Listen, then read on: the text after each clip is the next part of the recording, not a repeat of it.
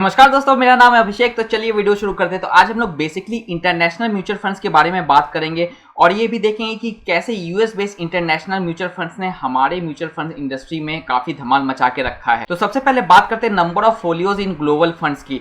तो दिसंबर 2020 तक जो नंबर ऑफ फोलियोज था इंटरनेशनल म्यूचुअल फंड्स में वो 5.22 लैक्स था और ये 6 से 7 महीने के अंदर में ही ये 9.8 लैक्स हो गया है, यानी कि ऑलमोस्ट डबल हो चुका है फोलियोज इंटरनेशनल म्यूचुअल फंड्स के खेमे में। इससे ये साफ पता चलता है कि जो इंडियन इन्वेस्टर्स है ग्लोबल फंड्स के ऊपर में काफी ज्यादा आकर्षित हो रहे हैं। लेकिन यहीं पे एक सजेशन ये निकल के आता है कि दोस्तों आप अपना 10 से 15% से ज्यादा का इन्वेस्टमेंट इंटरनेशनल म्यूचुअल फंड में बिल्कुल ना करें, क्योंकि इंटरनेशनल म्यूचुअल फंड्स या ग्लोबल फंड्स जो होते हैं ये काफी ज्यादा रिस्की होते हैं। और सबसे बड़ा पॉइंट ऑफ व्यू तो ये है कि जब हमें अपने देश की इकोनॉमी के बारे में इतने अच्छे से नहीं पता है तो हम दूसरे देश की इकोनॉमी के बारे में कैसे पता कर सकते हैं कि वो अच्छा चल रहा है कि खराब चल रहा है। इसलिए 10 to 15% से ज्यादा का एक्सपोजर इंटरनेशनल म्यूचुअल फंड्स या तो कहें ग्लोबल फंड्स में बिल्कुल ना दे। और ये जितने भी ग्लोबल फंड्स है यानी कि इंटरनेशनल म्यूचुअल फंड्स थे, इसमें से सबसे ज्यादा देखा गया कि इंडियन इन्वेस्टर्स जो हैं वो यूएस बेस्ड म्यूचुअल फंड्स में सबसे ज्यादा अट्रैक्ट किए हैं। और as per recent reports, out of 50 mutual funds 12 mutual funds ऐसे हैं जो यूएस बेस्ड मार्केट्स में इन्वेस्टमेंट करते हैं।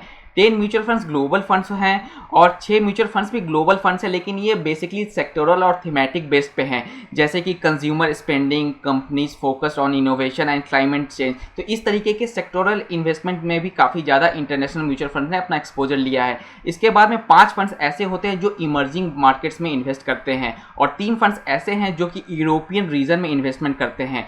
तो सबसे पहली बात तो दोस्तों ये कि आपको इस पर्टिकुलर सेगमेंट में बिल्कुल से इन्वेस्टमेंट नहीं करना है, क्योंकि ये सबसे ज़्यादा रिस्की है और इससे बिल्कुल दूरी बनाए रखें। सेकंड में ये जो इमर्जिंग मार्केट का जो भी फंड आता है इससे आप बिल्कुल दूरी बनाए रखें, इसमें इन्वेस्टमेंट करने का बिल्कुल ज़रूरत नहीं है। और तीसरी बात ये कि बचता है अब यूएस मार्केट और ग्लोबल। तो जहाँ तक मेरी राय है तो ग्लोबल फंड्स में अगर आप एक्सपोजर लेंगे तो आपको 3 से 4 कंट्री के इकोनॉमी में इन्वेस्ट करने का मौका मिलेगा। और अगर आप यूएस बेस्ड मार्केट के इंटरनेशनल म्यूचुअल फंड में इन्वेस्टमेंट करना चाहते हैं तो आप यूएस टेक्नोलॉजी फंड्स जैसे फंड्स में ज़्यादा इन्वेस्ट करें, क्योंकि यूएस की जो टेक्नोलॉजी सेक्टर है ये सेक्टर काफ़ी अच्छा है और ये लंबा चलेगा, क्योंकि Twitter, Facebook, Instagram, Apple, Microsoft ये सब कहीं नहीं जाने वाले हैं। और इन कंपनी में अगर आप इन्वेस्टमेंट नहीं करते हैं तभी जाके आपका रिस्क होता है, ना कि इन्वेस्टमेंट करने पे। अब बात करते हैं एस्टिमेटेड नेट इनफ्लोज की। तो आप यहाँ पे देख सकते हैं कि जो यूएस मार्केट का ग्लोबल फंड्स आ रहे हैं, जो भी इंटरनेशनल यूएस मार्केट के म्यूचुअल फंड्स आ रहे हैं, उन्होंने जैन 2023 से लेकर के अभी तक में अप्रॉक्स 9600 करोड़ का इनफ्लो लेकर के आए हैं। और वहीं पे साल 2021 में इन्होंने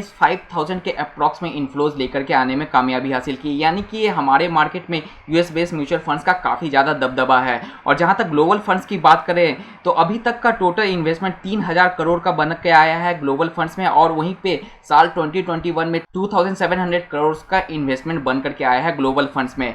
और ये बेसिकली थीमेटिक का है, यानी कि जैसे मैंने आपको बताया कि कोई एक पर्टिकुलर थीमेटिक, क्लाइमेट चेंज वगैरह वगैरह, ये ऐसे फंड्स में भी काफ़ी ज़्यादा इन्फ्लोज बन के आया है। और मैं बार बार आपको यही कह रहा हूँ कि इस तरीके के फंड्स को बिल्कुल अवॉइड करें।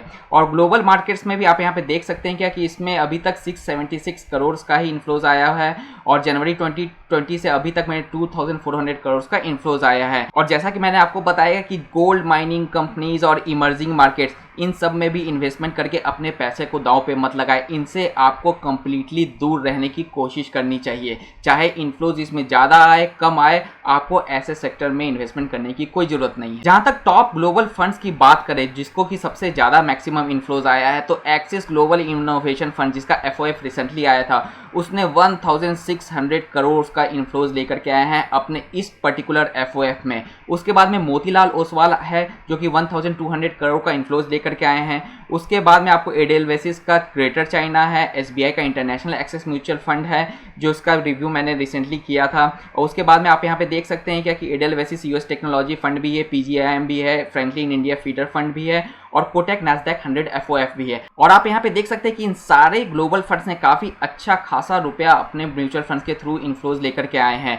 और इसमें से मुझे जो सबसे ज़्यादा पसंद है वो सबसे पहला है मोतीलाल ओसवाल, जो कि मैंने अपने टॉप 3 इंटरनेशनल फंड में इसका नाम भी लिया था। उसके बाद में ये पीजीआईएम ग्लोबल इक्विटी और फ्रैंकलिन इंडिया फीडर फंड, ये सारे फंड्स मुझे काफ़ी ज़्यादा पसंद है। मोतीलाल ओसवाल नास्डैक भी काफ़ी अच्छा फंड है। अगर आपको इन्वेस्टमेंट करना है तो मोतीलाल ओसवाल नैस्डैक एफओएफ में भी आप इन्वेस्टमेंट कर सकते हैं, क्योंकि ये tried and tested mutual funds है, इंटरनेशनल म्यूचुअल फंड्स में है। ये काफ़ी 10-12 साल से मार्केट में है, इन्होंने सारे अप्स एंड डाउन देख रखे हैं। इसलिए जब भी इंटरनेशनल म्यूचुअल फंड में आप इन्वेस्टमेंट करने जाएं तो जो already tried and tested mutual funds हैं उसमें इन्वेस्टमेंट करने की ज़्यादा सोचें, और जो एनएफओज आ रहे हैं mutual funds, international mutual funds को लेकर के, उससे कोशिश करें कि ज़्यादा दूरी बना के रखा करें। और जैसा कि मैं आपको एनएफओज की बात बता रहा था, तो आप यहाँ पे देख सकते हैं कि जो भी मैक्सिमम इन्फ्लोज आया है इंटरनेशनल म्यूचुअल फंड्स में आया है वो एनएफओ के थ्रू ही आया है। और एक्सिस ग्लोबल म्यूचुअल फंड ने अप्रॉक्स 1625 करोड़ का जो इन्फ्लो है ये सिर्फ और सिर्फ एनएफओ के थ्रू में लेकर के आए हैं, और उसके बाद में ये ज़्यादा इन्फ्लोज अपने इस पर्टिकुलर म्यूचुअल फंड में नहीं लेकर के आए हैं।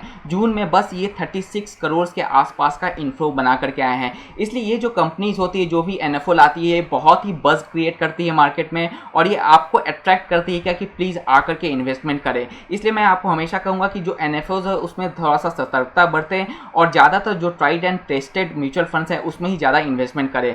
और यहाँ पे एक इंस्टेंस आप HSBC global equity climate change का भी एफओ देख सकते हैं। तो इसने अप्रॉक्स 621 करोड़ का इन्फ्लोज लेकर के आए थे जब इन्होंने ये एनएफओ रिलीज किया था। उसके बाद में अभी रिसेंटली इन्होंने सिर्फ और सिर्फ 7 लाख का इन्फ्लो लेकर के आए हैं जून में, जो कि काफ़ी ज़्यादा डिक्रीमेंट है इनके टोटल एसेट में। और जैसा कि मैंने आपको पिछले स्लाइड्स में बताया क्या कि ये जो ग्लोबल मार्केट है इसमें ही सबसे ज़्यादा अपना फोकस रखे, थीमेटिक में तो कोई भी इन्वेस्टमेंट करने का बिल्कुल ज़रूरत नहीं है।